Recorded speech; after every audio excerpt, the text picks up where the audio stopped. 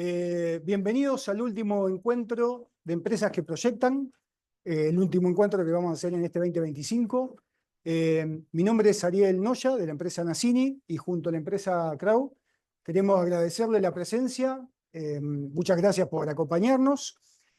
Hacemos extensivo el agradecimiento a la gente que nos va a seguir de forma virtual.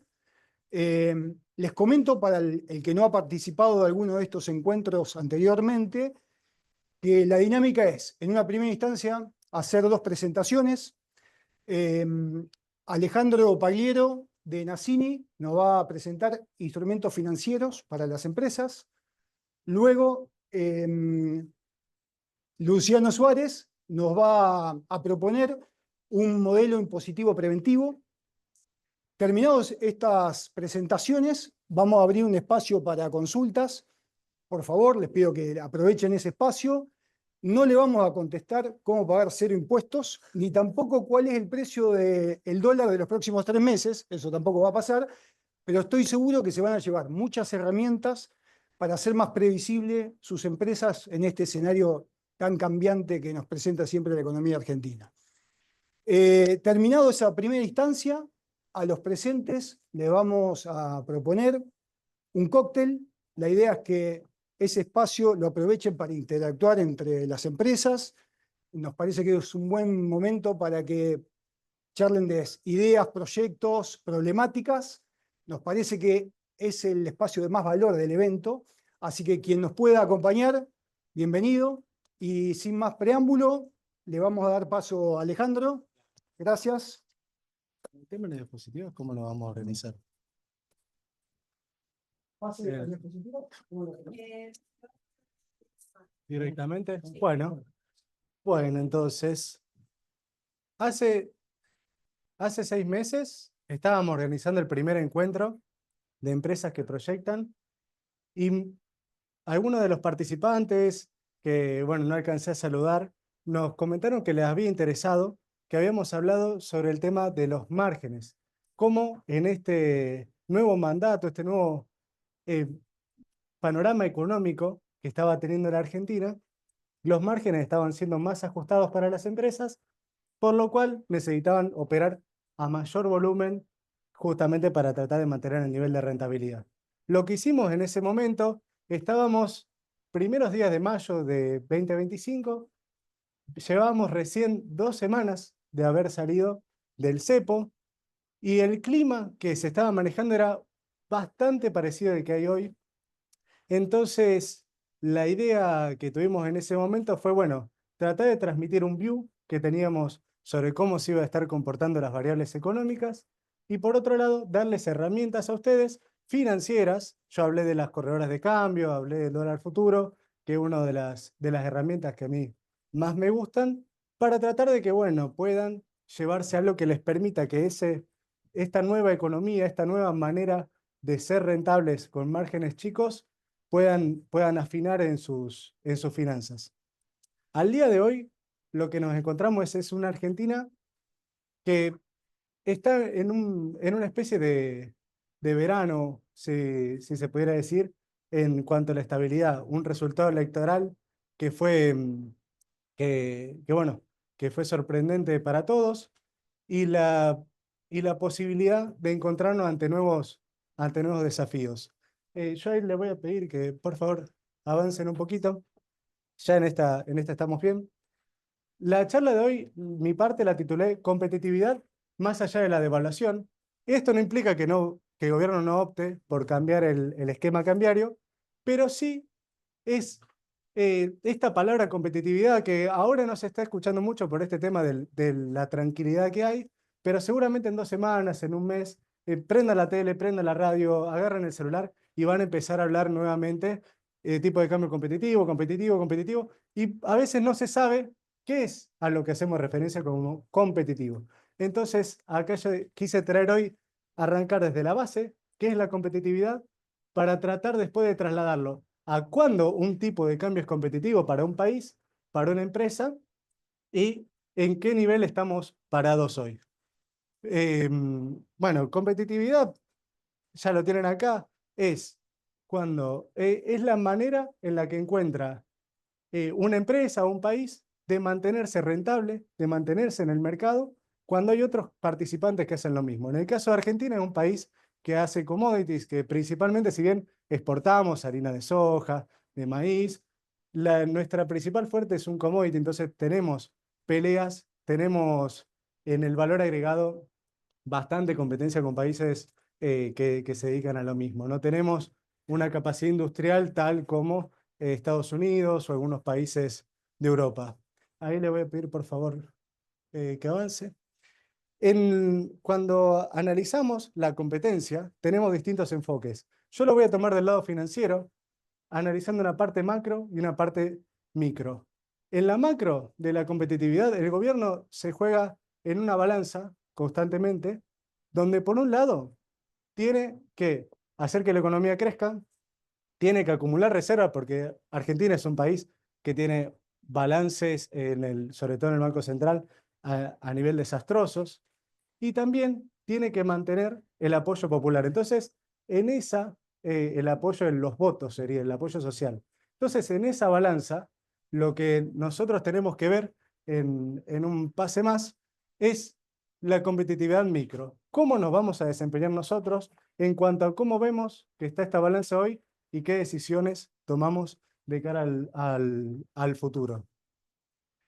En particular, lo que me gustaría que se lleven de esta charla es qué se está jugando el gobierno hoy, para qué lado está apostando, para dónde está haciendo sus apuestas y cómo nosotros nos vamos a posicionar, por lo menos yo, que de lo que es herramientas financieras opero mucho, lo que es Forex, entonces tengo algunos puntos de dolor que estoy viendo, cosas que se fueron rompiendo desde la última charla que dimos con la salida del cepo a hoy. Y bueno, es la idea tratar de analizarlos para saber dónde puede crujir el plan cambiario y cómo posicionarnos al respecto. ¿La apuesta? Sí, dale. Sí, no pregunté si se escuchaba bien atrás, pero ahora está perfecto atrás. ¿No cambió? Ah, ¿está apagado? A ver. Hola, hola. Ah, si no, bajamos la música de atrás o grito más. Grito más. Y sí, estamos. Bueno, no, hablo más fuerte, no tengo problema. El gobierno lo que trata de dar, Argentina siempre es un país donde el peso nunca tuvo respaldo. Había hasta memes que hablaban de cómo Argentina emitía, emitía, emitía y no había nada de base. Entonces nunca va a haber valor en una moneda que no haya de base. ¿Qué está queriendo hacer el gobierno con el superávit, con pagar las deudas, con comprar divisas, con esto de los préstamos? Es mejorar el análisis fundamental. Cuando nosotros analizamos una empresa como YPF, por ejemplo, uno puede agarrar los balances, puede ver cómo está de deuda, cómo está de ingresos, cuántos pozos petroleros está explotando hoy, cuántos creemos que va a explotar, cuántos creemos que va a explotar de cara a los próximos años, cómo se está comportando el precio del petróleo a nivel de los oferentes en Arabia Saudita. Ese es todo el análisis fundamental que uno puede hacer de una empresa. Después está el técnico, que es ahí donde el gobierno hoy está teniendo algunas falencias y es donde nosotros tenemos que ser más finos a aprovechar, porque no es lo mismo comprar las acciones, por ejemplo, de YPF, que en los últimos 12 meses valieron 25, 40, 45, 30, 25. La misma empresa, en estos últimos 12 meses no cambió nada, pero el precio en el análisis técnico sí cambió. Entonces el gobierno con el peso argentino lo que trata de hacer, si podemos pasar una más, es mejorar justamente el balance, darle respaldo para que tenga un fundamento tener pesos, que no sea simplemente una cuestión de tasa de interés como fue toda la vida. Ahora bien, pasemos una más, por favor. Esta es algo que seguramente no lo habrán visto nunca, y es cómo impacta en un mismo tipo de cambio, por ejemplo, un dólar de 1.500 pesos, cómo impacta la competitividad dependiendo del nivel de impuestos. Yo acá lo que tomé es el principal rubro de Argentina, que es el sector agro, es cómo es competitivo el campo argentino dependiendo del nivel de retenciones que tiene. Estamos trayendo datos desde el 2011, que fue récord de campaña, hasta actual, más o menos septiembre del 2025, que puede tener datos. Vemos, por ejemplo, en la línea azul, cómo tenemos el índice de tipo de cambio real multilateral, que es qué tan competitiva es el peso argentino en general en la economía, y vemos qué tipo de cambio representa para el campo con un nivel de retenciones de 25%. Vemos, por ejemplo, que para el campo argentino, con 25% de retenciones, es como si el dólar hoy lo tuvieran en 1.300 pesos. Y vemos cómo un tipo de cambio en 1.500 pesos, pero unas retenciones del 10%, lo mantendrían más o menos en la línea azul. Y vemos cómo Argentina, sin retenciones, tendría más o menos lo que sería la línea roja, un tipo de cambio de competitivo de 1.800 pesos. Acá es donde está jugando el gobierno con el cambio en la reforma tributaria, en la reforma laboral, en el RIGI, por ejemplo, para otras empresas. Lo que intenta hacer es darle competitividad, no en la nominalidad, que es lo que todo el mundo ve en la tele, 1.500, 1.600, 1.400, es darle del lado fundamental, darle competitividad de un lado implícito, que se llama. Si podemos pasar una más. Otra más, por favor. Lo que vemos en este gráfico es acá la inversión extranjera directa. Que esto por sí solo no te dice nada, pero sí te puede tomar como referencia de cómo también se va a comportar la economía argentina en cuanto a la generación de dólares para el exterior y la atracción de inversión externa. Cada vez que tenemos en Argentina ciclos de aumento de inversión extranjera, que es hoy lo que se está dando, se quiere dar con el RIGI, es una Argentina que, manteniendo un tipo de cambio de lo que hoy sería 1.300, 1.400 pesos, se puede sostener tranquilamente. Pero momentos cuando nadie confía, cuando la plata de Argentina en vez de entrar sale, que es, nos ubicamos acá, Argentina necesita subsidiar, el Estado argentino, el Banco Central, necesita subsidiar o subsanar, se podría decir, esa caída en la demanda de peso, en la demanda de inversión en la economía argentina, con un tipo de cambio más alto. Bien, te pido pasar una más, por favor. El ciclo fundamental que está buscando el gobierno generar hoy, con reforma fiscal, tributaria, laboral, RIGI, es traer inversión que sirva un primer momento para captar flujo, pero que a posterior sirva para generar mayores exportaciones, más flujo, más financiamiento y más estabilidad. Hasta ahora suena todo lindo. Te pido pasar una más, por favor. Pero acá es donde a mí me entran algunos miedos, que es la temporalidad. La temporalidad es ese descalce de tiempo que a ustedes en las empresas les pasa entre los cobros por ventas y los pagos a proveedores. La Argentina hoy lo que le está pasando es que tiene un descalce, el gobierno donde tiene una inflación que le corre al 2% mensual y un dólar que le corre al 1%. Por favor, te pido que aparezcan las preguntas y hasta ahí nomás. Gracias. Lo que está sucediendo en Argentina hoy es, primero antes de las elecciones, bueno, ¿cuánto tiempo le queda al ciclo político? Ahora sabemos que por lo menos hasta el 2027. ¿No es suficiente para una minera extranjera? No, necesita saber de cara al 2040 más o menos. Pero, ¿cuánto tiempo tiene el gobierno para que la reforma tributaria, laboral, impositiva, RIGI, tengan un impacto real en la economía? ¿Son 6 meses? ¿Son 12 meses? ¿2 años? Si en 3 meses, porque el gobierno va a llamar a sesiones extraordinarias para tratar estas reformas, va a tratar de hacerlo lo antes posible, por eso yo espero que haya sesiones en enero, febrero, a más tardar, y en diciembre traten de salir al mercado a rolear deudas. ¿Cuánto tiempo tiene el gobierno para que esas reformas impacten en la economía real y esa economía real se vea más competitiva con el esquema cambiario que tenemos hoy? Como no lo sabemos a eso, porque primero faltan 3 meses para que se empiecen a tratar y después hasta que se apliquen, no sabemos cuánto tiempo más va a pasar. Es el miedo que yo tengo. Es esta cuestión donde cada día que pasa, la inflación sube un poquito más rápido que el tipo de cambio. Ahora sí, te pido pasar una más, por favor. Una de las cuestiones que nos ayudan a entender qué es lo que estuvo pasando en Argentina en los últimos meses con todo el ruido electoral, todo que fue una licuadora para nosotros en la empresa, verdaderamente la pasamos muy mal, para no decir otra palabra, porque era todos los días una situación distinta, los clientes desesperados, uno no saber dónde está parado, 1200 estaba bien un día, 1500 parecía el tipo de cambio de equilibrio al otro.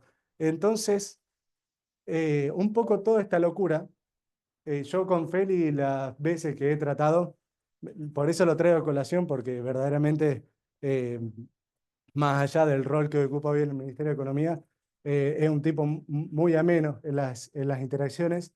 Y el jueves pasado, posterior a la victoria que tuvo la Libertad Avanza, en el canal estaban dando unas entrevistas y lo que comentaba, en streaming lo estaban haciendo, era este problema que tienen los inversores del exterior para con Argentina, que es la cuestión de que Argentina no quieren que cambie el gobierno, sino que cambien los argentinos, básicamente. Y es esto de que para un inversor de afuera lo que más le gustaría es que en algún momento gobierne la posición y pague las deudas, mantenga un orden en el tesoro y no se emitan 13 bases monetarias por año, básicamente. Entonces, este concepto de responsabilidad fiscal es la cuestión que hace, y te pido pasar una más, por favor, que tengamos circunstancias como estas en una previa electoral.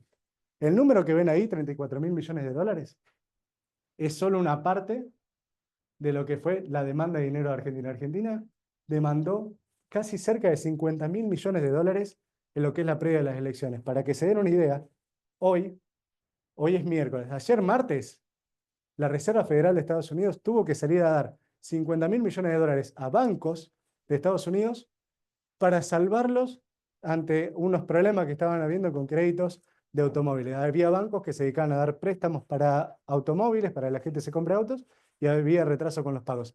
Imagínense, para una economía como Estados Unidos, que es por lo menos 100 veces más grande que nosotros en cuanto a PBI y en Banco Central infinito, porque nosotros tenemos un Banco Central con reservas prestadas, imagínense que 50.000 millones de dólares fue un lío para ellos.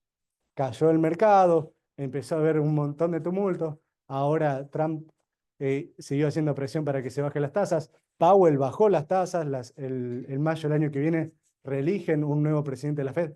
Hay un lío tremendo por el mismo monto que Argentina. O sea, imaginemos el descalabro que es acá y es donde las preocupaciones que yo tengo no son infundadas. Que te den vuelta y te revienten en Argentina el 50% de la M2, que prácticamente sería el circulante de pesos, no lo aguanta en ningún país. Imaginemos Estados Unidos, el 1% es de eso, menos del 1% de ellos, y ya hizo saltar un montón de chavetas. Lo que ustedes ven acá, en este proceso de mayo-abril, abril-mayo, ven una economía que arranca con pesos subiendo, dólares subiendo, salida del cepo, un poquito de inestabilidad, pero una economía que se monetizaba. Pesos subiendo. Esta es solamente depósitos. Lo tomo como proxy para que puedan ver como comparativo del comportamiento monetario en sí. Vemos cómo se sube hasta que en un momento empieza a bajar tras esta línea. Vemos una caída muy fuerte en la cantidad de pesos. Y eso seguramente ustedes lo vieron en sus empresas y lo escucharon en las noticias como el hecho de que no hay pesos en la calle. Las tasas habían subido. La locura hizo que se reviente prácticamente el 10% de la cantidad de pesos que había dando vuelta de manera orgánica. Después hay otras maneras sintéticas en la financiera. Y vemos cómo sube fuertemente la cantidad de dólares y recién en octubre, finales de septiembre, cuando el gobierno tiene el apoyo del Tesoro estadounidense, empieza a soltar un poco el pie del acelerador y eso de que no había poco peso en la calle, empieza a aflojar. Entonces, ahora sí, pasemos a la próxima, por favor. Entonces, ante una situación como vivimos en esta Argentina, con esta locura, que no es culpa nuestra, básicamente, es culpa de la historia, porque es la profecía autocumplida, donde si todos van para un lado, y bueno, termina dándose ese fenómeno. Independientemente de los fundamentals que le daba el gobierno al peso argentino, la gente dice, quiero dólares. No me importa el soporte, el respaldo que tenga el peso argentino, a mí dame dólares. No quiero pesos.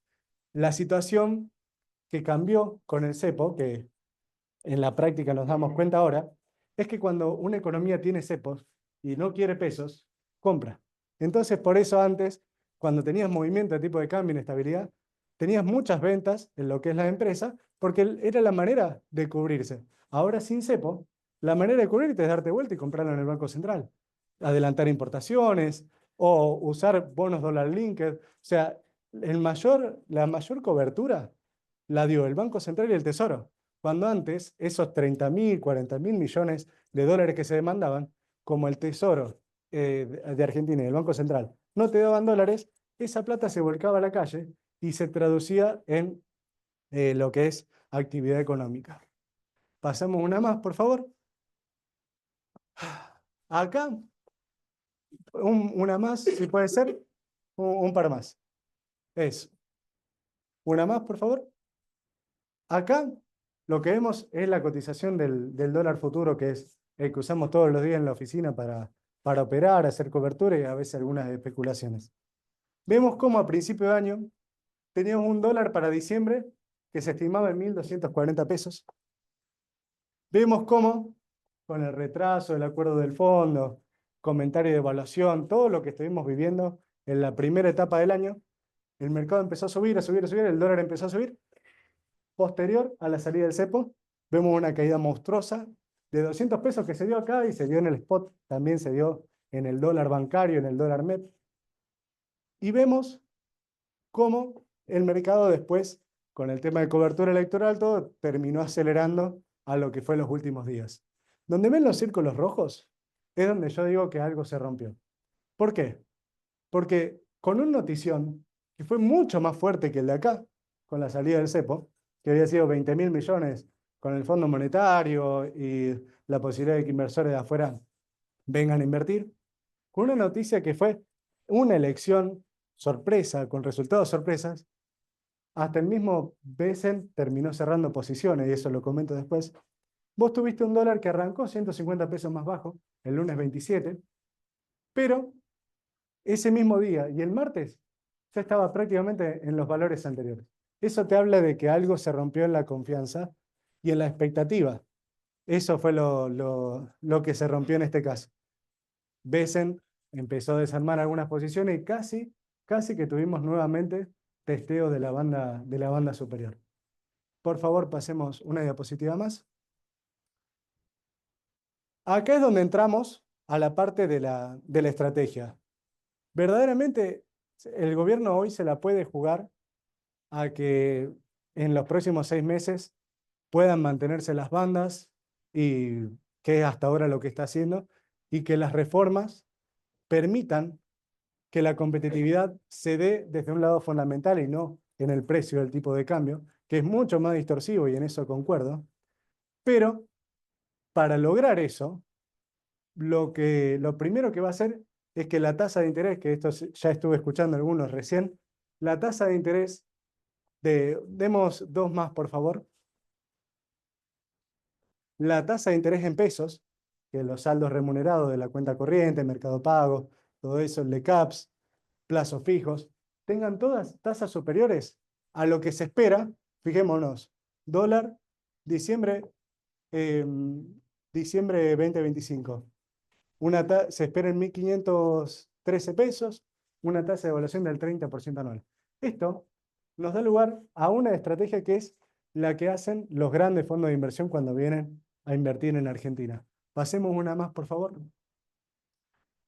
¿Qué fue lo que sucedió en el Bonte 2030? Cuando un banco de inversión del exterior te viene a dar los dólares a un país, juega con algunas diferencias que nosotros no podemos tener. Pero en lo que sí podemos hacer es que cuando vienen, dan dólares y reciben pesos, como fue este Bonte 2030 para hacer carry trade, no se quedan de brazos cruzados con un bono en pesos esperando a que todo salga bien. No, salen a comprar cobertura. La cobertura la compraron en estos valores cuando fue la salida del Bonte, y esa cobertura nosotros la podemos comprar también. la gente mucho no lo hace porque no hay mucho conocimiento y no es fácil operar esto, pero uno que está en el mercado lo hacemos todos los días, lo hemos hecho antes de las elecciones, hay varios testigos de eso acá que le pueden decir.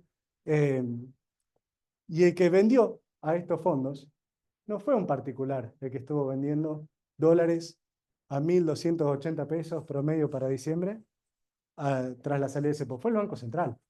El Banco Central les tomó 1.000 millones de dólares y le dio el equivalente en 1.000 millones de dólares.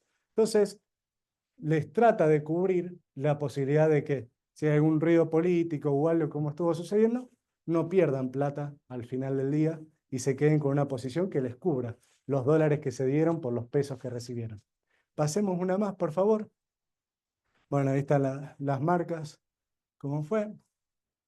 La idea, que es lo que me gustaría que analicen y que lo piensen un poco, son cuentas simples, como las hacemos nosotros. Si vos tenés en Money Market 300 millones de pesos, tenés en cuentas por cobrar, en cheques, capaz a 90 días, tenés 400, 500 millones, 100 millones de pesos por cobrar a 90 días.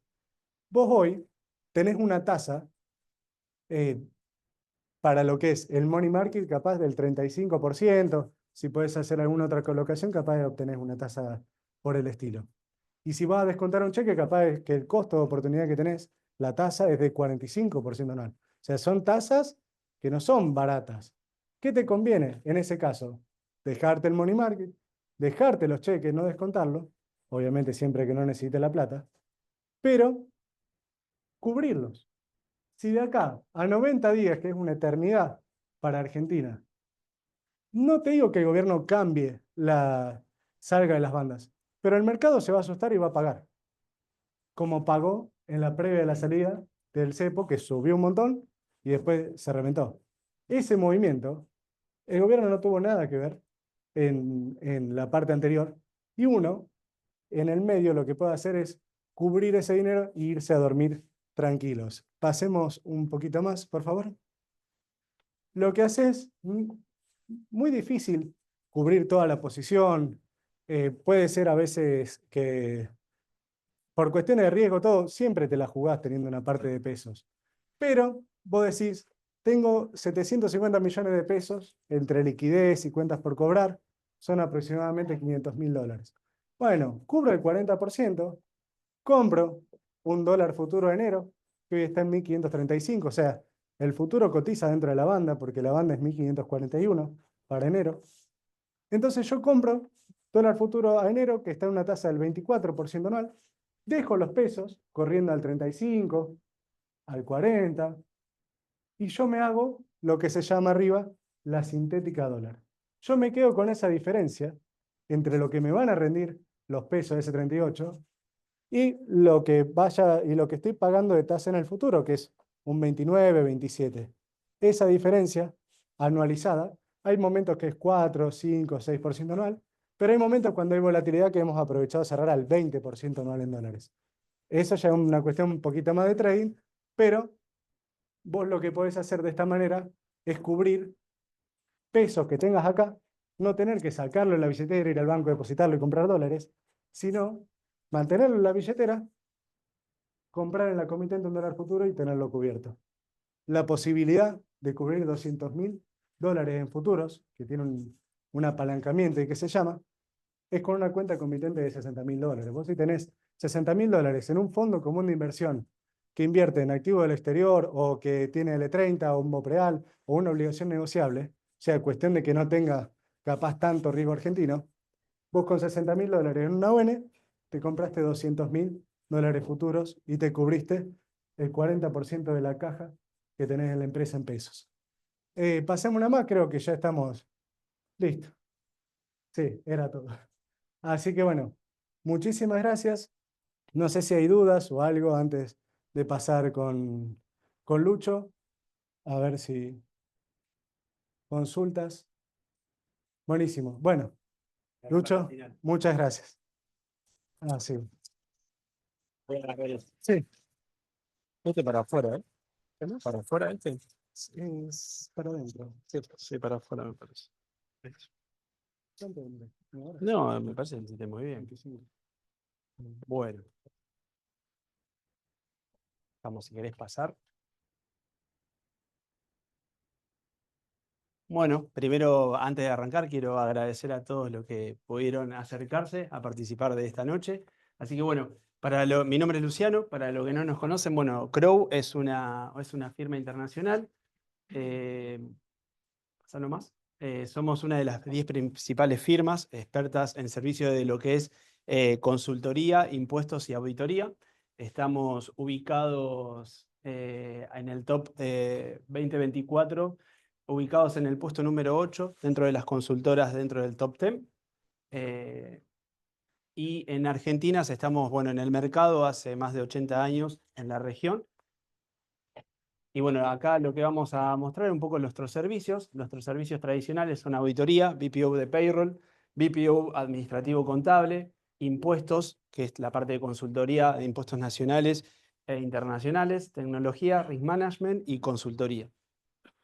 Y nuestro vínculo con la tecnología, hoy somos partner de Visma, que es un partner especializado en lo que es todo lo que es recursos humanos, junto con Mendel, que también son unas tarjetas corporativas y de gestión de gastos, y Calypso como otra fuente, otro ERP especializado en todo lo que es las pymes.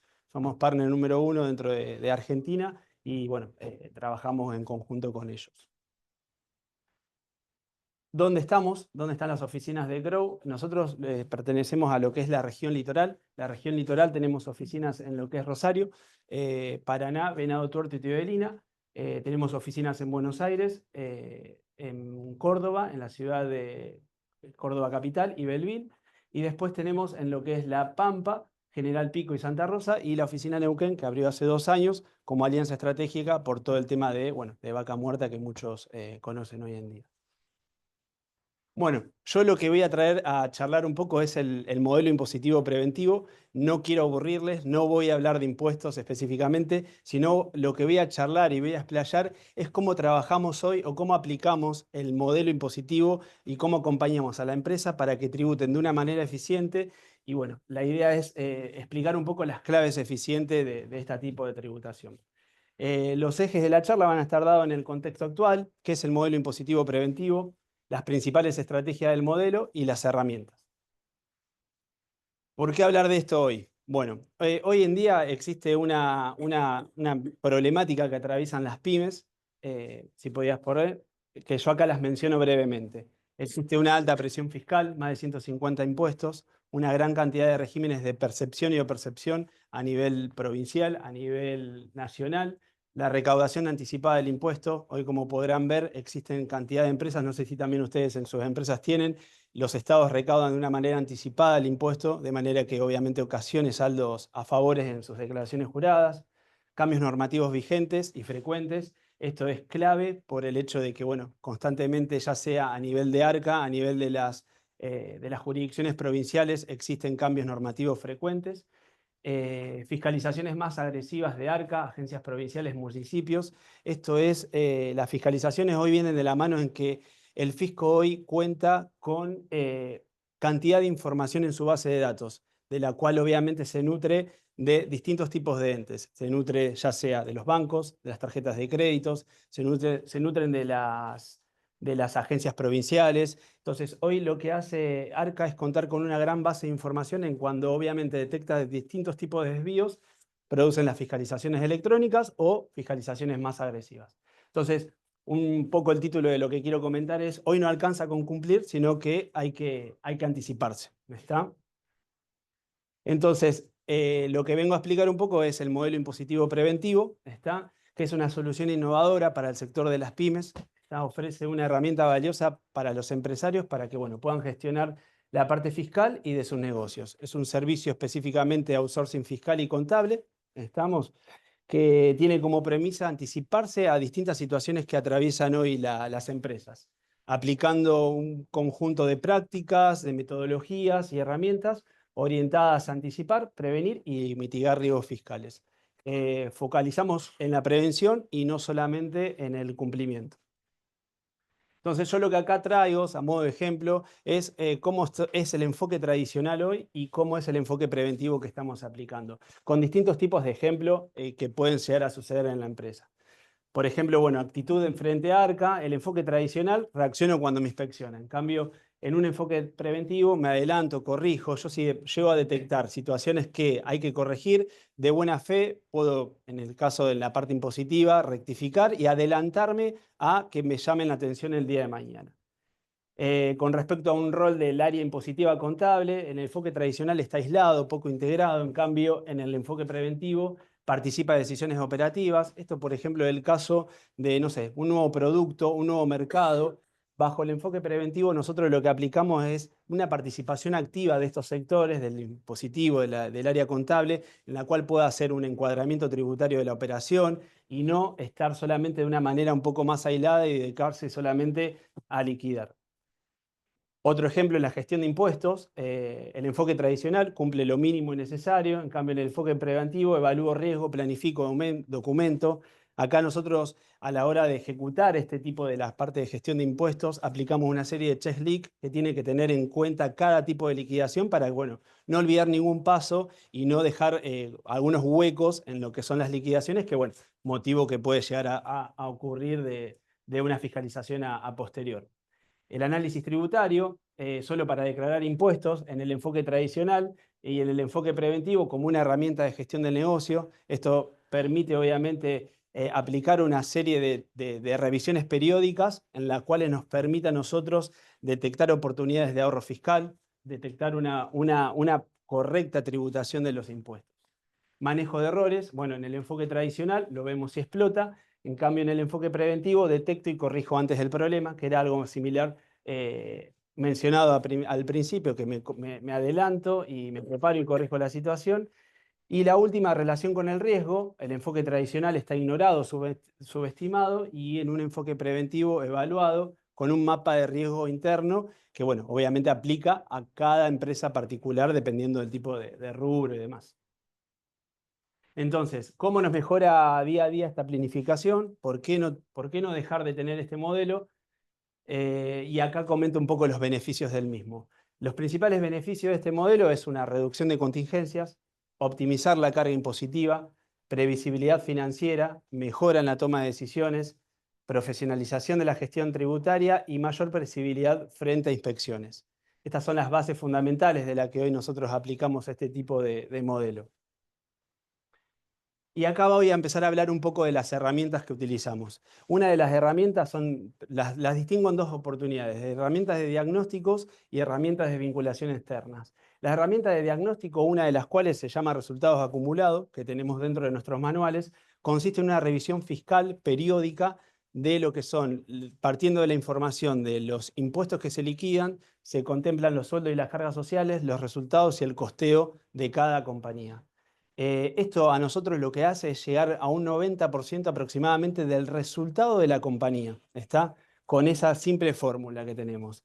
¿Y qué es lo que aplicamos después? Reuniones periódicas para en conjunto formular los planes a seguir en conjunto con la compañía. Esto nos sitúa en distintas épocas del ejercicio económico de la compañía, en la cual nos permite situarnos a mitad del ejercicio económico y después, en función de previo al cierre, ejecutar distintos tipos de reuniones para revisar todo lo que son el impuesto a ingresar, las rentabilidades que uno tiene base a un ejercicio respecto del otro ejercicio, y nos permite tomar decisiones de una manera anticipada, ¿está? Y no tomar las decisiones sobre todo llegando al cierre del ejercicio, que después son las que se toman de una manera apresurada, de una manera en la que tal vez tiene algunos riesgos para el empresario, para la empresa. Entonces, bueno, con esta herramienta nosotros hoy tenemos una dinámica con nuestros clientes que nos permite obviamente proyectar el impuesto, tomar decisiones, ejecutar escenarios de proyección y bueno, uno ya sabe de acá a 5 meses, en el caso de un cierre de balance, cuánto aproximadamente te estaría dando la declaración jurada de ganancias y los anticipos, que era lo que yo les comentaba sobre lo de la previsibilidad financiera que le otorga al empresario. Otra de las herramientas es la proyección y la planificación del ajuste por inflación impositivo, ¿está? Junto con la reexpresión de las partidas contables. A la planificación del impuesto a las ganancias que le estaba comentando anteriormente, le incluimos el impacto que genera el ajuste por inflación impositivo. En los últimos años, este ajuste por inflación impositivo ha distorsionado muchísimo lo que fueron las declaraciones juradas de ganancias, obviamente en manera positiva, en manera negativa, dependiendo del tipo de situación que atravesaba la compañía.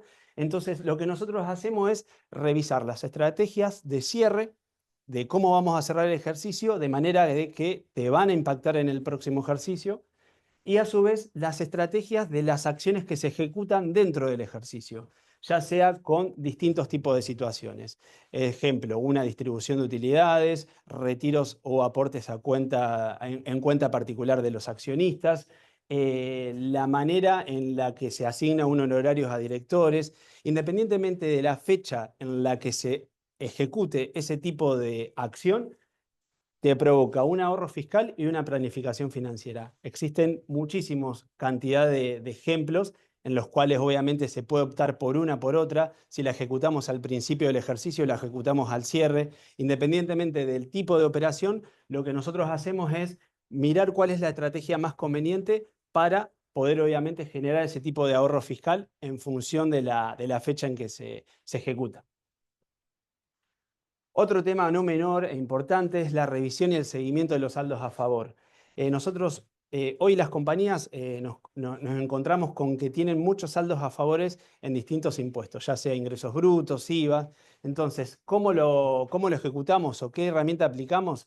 Aplicamos una herramienta parametrizada que nos permite detectar a tiempo cuando un impuesto o un saldo a favor está en condiciones de solicitarse un certificado de no retención o solicitarse un certificado de no retención y o percepción, una devolución de saldo a favor, o una devolución o una devolución de saldo a favor, o una... no, ahí está, ahí los nombra los dos. Y los que les comentaba, es en IVA o en saldo a favor de ingresos brutos.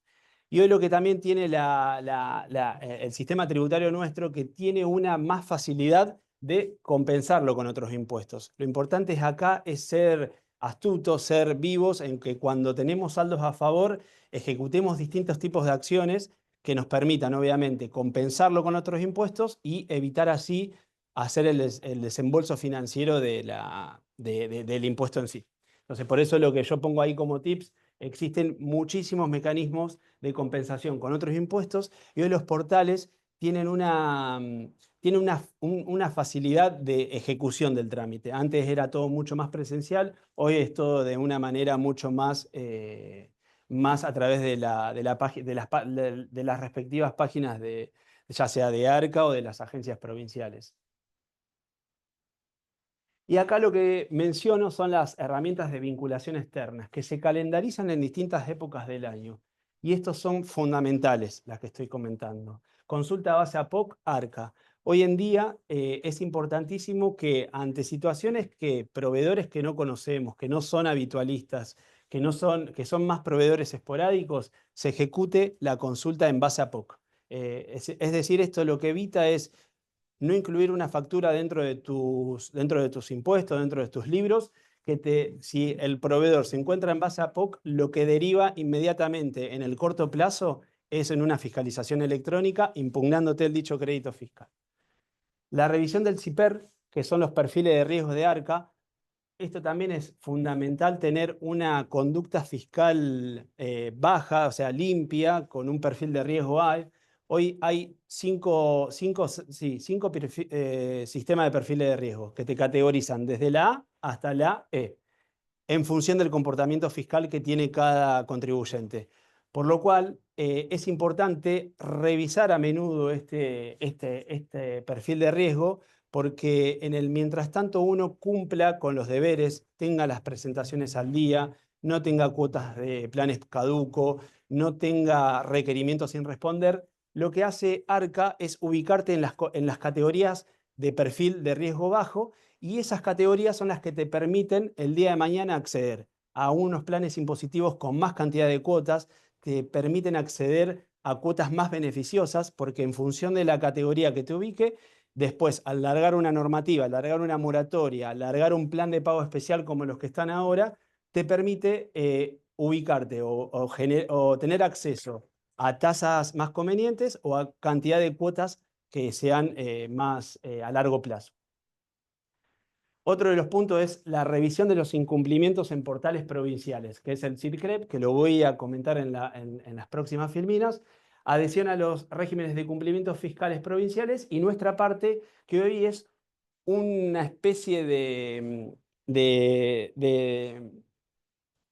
una muestra que tiene el fisco del contribuyente, en donde sabe todo lo que el contribuyente o la empresa o la persona física, en el caso de ser responsable inscripto o una unipersonal, es sería la vida del empresario, que lo tiene hoy la página de AFIP.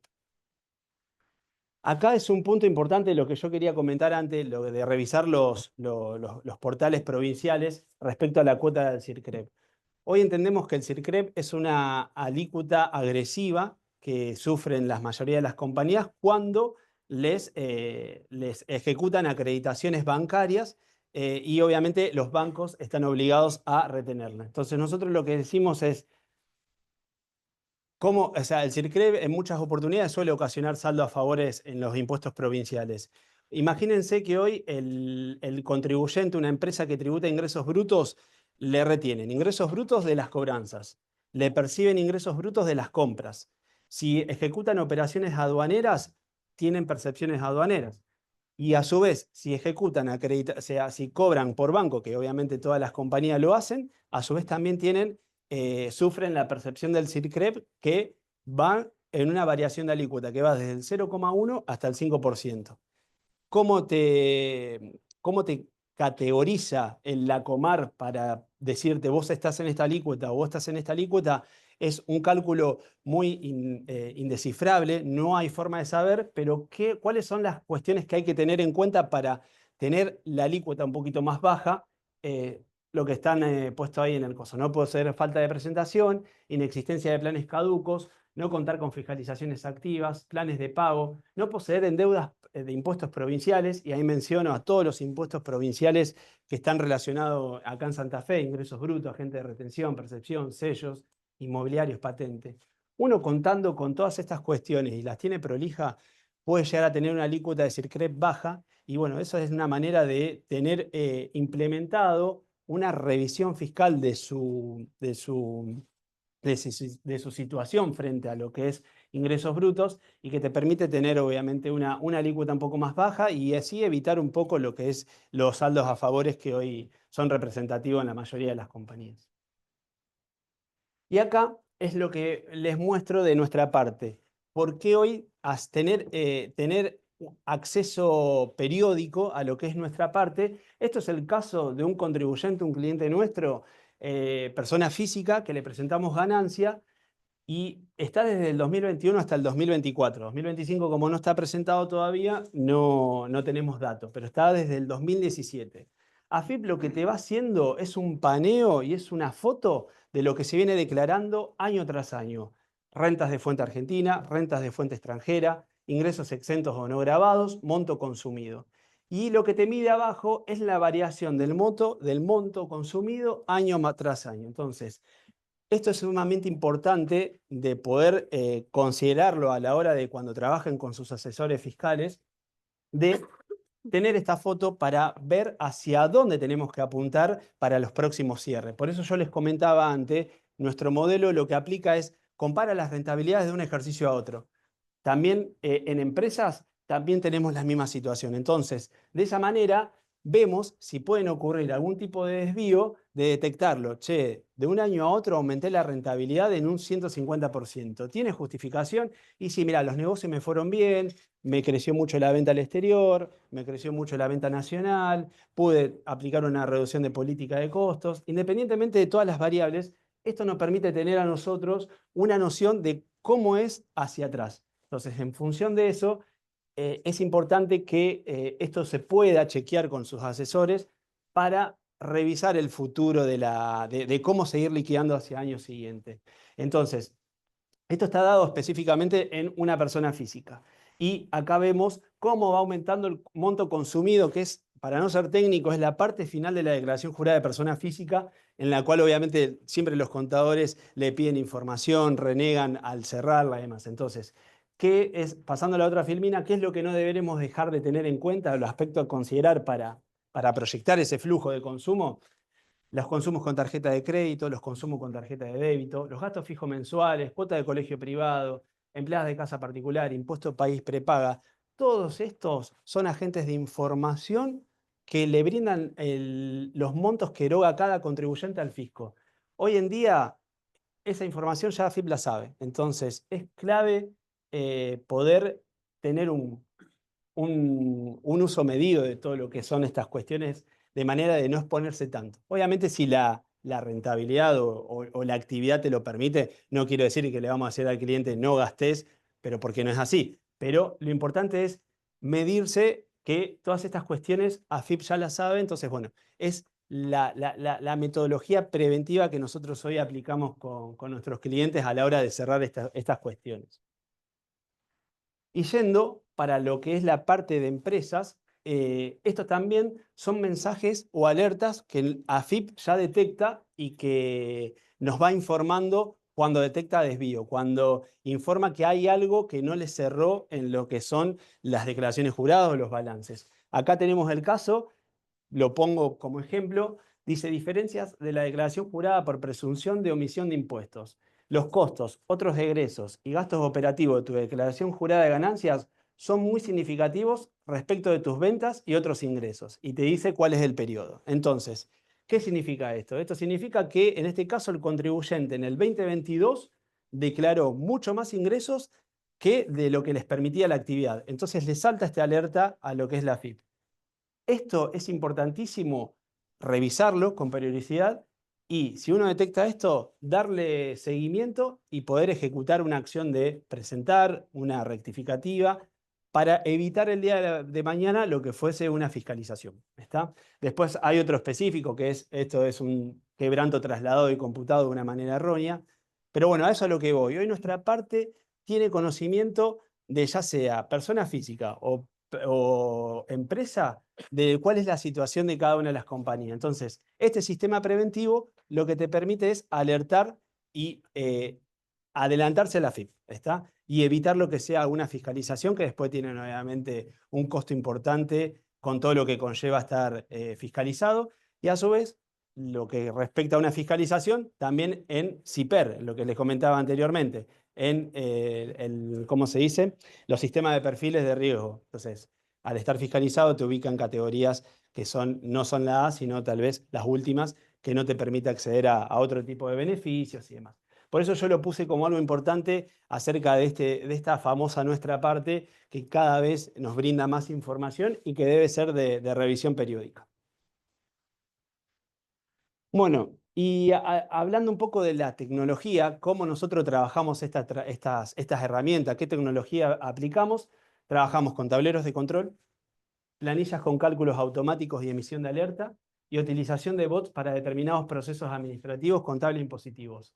Las planillas de controles automáticos es la que yo les comentaba anteriormente. Cuando los clientes tienen saldos a favor, tenemos herramientas parametrizadas que cuando cumplen determinado tipo de condición, nos larga una alerta y nos dicen, están en condiciones de solicitar un certificado de no retención, están en condiciones de solicitar una devolución, o, por ejemplo, en lo que respecta a tableros de control, es lo que nosotros lo que les comentaba anteriormente. Usamos unos tableros de control que nos permiten comparar las rentabilidades de un ejercicio a otro.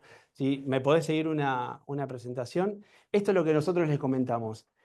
Vieron que yo les comenté que nosotros utilizamos una planilla de resultados para decirles, este tablero de control se nutre de esa planilla de resultados, en la cual nos sitúa en algún periodo, en un periodo específico y lo hace en comparativo con el ejercicio anterior. Acá obviamente hay un modo de ejemplo en donde mes tras mes muestra la rentabilidad en millones, ya sea positiva o negativa, y la compara con el ejercicio anterior. ¿Está? Y acá nos permite, cuando nos reunimos con los clientes, nos permite detectar cuál es el desfasaje, cuál es el desvío, si es una situación esporádica, si es una situación que atraviesa la compañía por un periodo particular. Entonces, nos permite revisar cuál es el estadio de un ejercicio a otro. Y es lo que le comentaba también medio similar a nuestra parte, lo que se compara las rentabilidades de un ejercicio a otro. Entonces, nosotros lo trabajamos de manera conjunta. Lo trabajamos con la información que nos envía el fisco y lo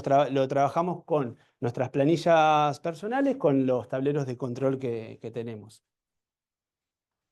Y otra de las cuestiones, la utilización de bots, esto es clave hoy en día porque nosotros dentro de lo que es Crow tenemos un área especializada que es de robótica, de automatización de procesos, en la cual contamos con más de 40 procesos automatizados con todos estos tipos de beneficios. Hoy todo lo que nosotros vemos que es repetitivo y que no adiciona valor agregado a nuestros colaboradores, lo convertimos en bots.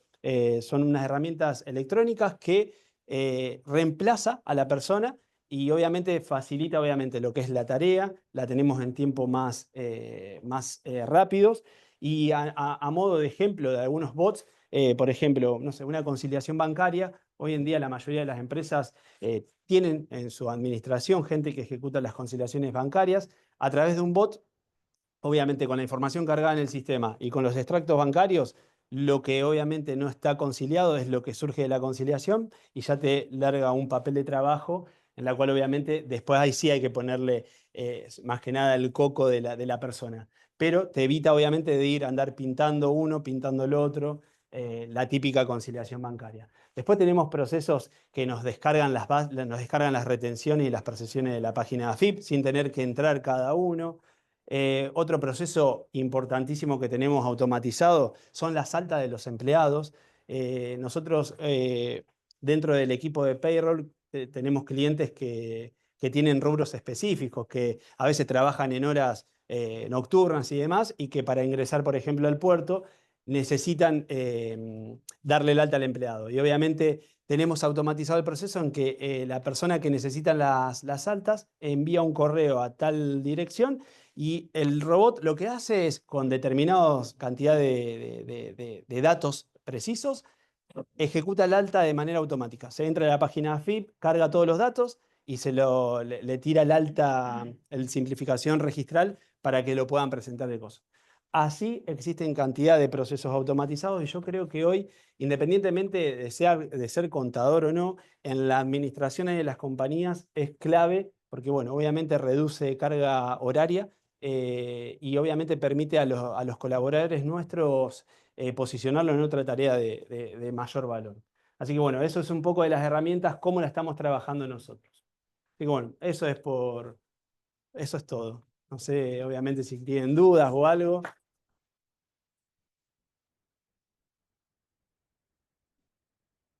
Sí.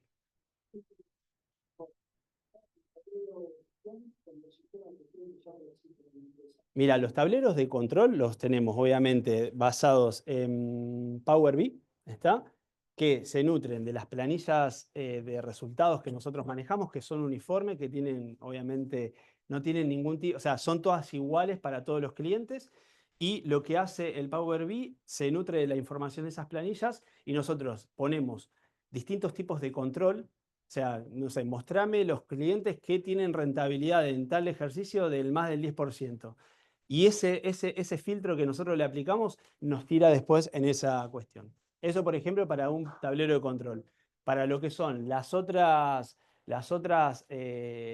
procesos automatizados, se trabaja mucho con Python, ¿está? Que son los que te ejecutan, los robotitos que te ejecutan en horas que obviamente uno los deja programados. Esas son las dos herramientas, o sea, las dos funciones que hoy maneja más que nada el equipo de RPA de Crow. Así es, así es, así es. Yo también tengo una cosa. Sí. Claro, en un momento hablaste algo de la base APOC. La base APOC. Ah, perdón. No, fui muy técnico ahí y me olvidé. La base APOC son la base de proveedores apócrifos. Cuando un contribuyente tiene obviamente una sospecha de que no es una empresa real, que se dedica, como en su momento existieron muchas empresas que se dedicaban a comprar, vender IVA, cuando no tienen sus registros sus presentaciones completamente al día, AFIP lo que hace es ubicarlo en una base APOC. ¿Qué quiere decir esto? Que si yo voy a comprarle a ese proveedor y ese proveedor está en base APOC, obviamente antes de declarar la factura, lo bueno sería constatar eso. Sobre todo hablamos de los proveedores ocasionales, de los proveedores esporádicos, no de los habituales que los conocemos y demás. Entonces, ¿qué es lo que recomendamos? Es revisar si ese proveedor está en base APOC. Y eso es de acceso público, está a través de la página de Arca, y si no, también tenemos bots que te listan los listados de los proveedores APOC, y si vos decís, bueno, yo tengo este quit, no tenés que entrar a la página de Arca, pero si no, es de público conocimiento. Entonces, ¿qué es lo que tenemos que evitar eso? Presentar un IVA que tenga una factura de ese proveedor APOC. ¿Qué es lo que pasa? Vos lo podés presentar, no te das cuenta, bárbaro. A los 2 o 3 meses te llega una fiscalización electrónica en donde te dice, señor contribuyente, detectamos que usted ha tenido operaciones de compra con este contribuyente.